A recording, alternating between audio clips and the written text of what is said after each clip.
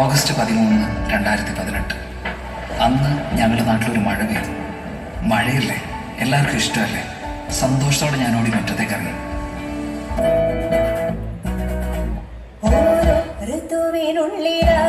സ്വരപ്പെടുത്തിയോരോ നിറത്തിലുള്ള സംഗീതം രസരാഗം വിവിധമതികാളം പ്രകൃതിയുടെ നാദം പ്രണയമയമാനന്ദം ലയമേകം സമഭാവം ശുഭഗീതം ഓരോ ഋതുവിനുള്ളിലാരോ സ്വരപ്പെടുത്തിയോരോ നിറത്തിലുള്ള സംഗീതം രസരാഗം വിവിധമതികാളം പ്രകൃതിയുടെ നാദം പ്രണയമയമാനന്ദം ലയമേകം സമഭാവം ശുഭഗീതം.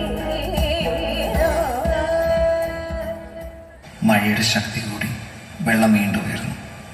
ഞങ്ങൾ ചുറ്റും നോക്കി, രക്ഷിക്കാൻ ആരെയും കണ്ടില്ല.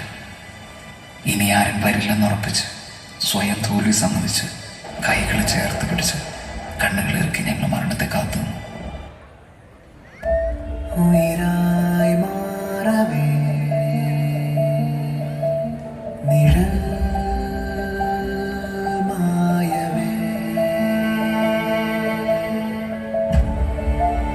ഒരേ സ്വരം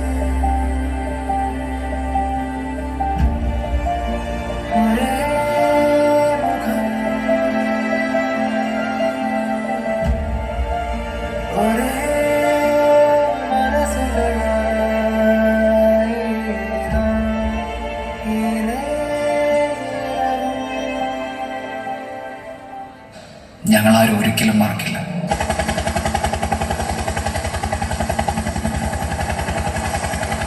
എൻ്റെ നേരെ നീണ്ട കൈകൾ ക്രിസ്ത്യാനിയുടെയോ ഹിന്ദുവിൻ്റെയോ മുസൽമാൻ്റെയോ അല്ല, ഇടതൻ്റെയോ വലതൻ്റെയോ മറ്റൊരു രാഷ്ട്രീയ പാർട്ടിയുടേതുമല്ല, മറിച്ച് മനുഷ്യന് നേരെ നീട്ടുന്ന കൈകളായിരുന്നു.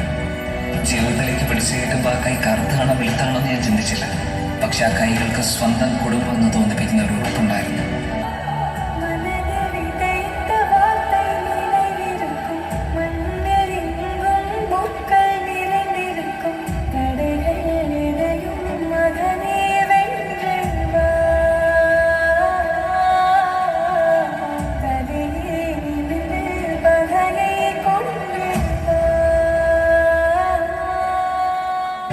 നന്ദി പറയാൻ ഇനിയുണ്ട്.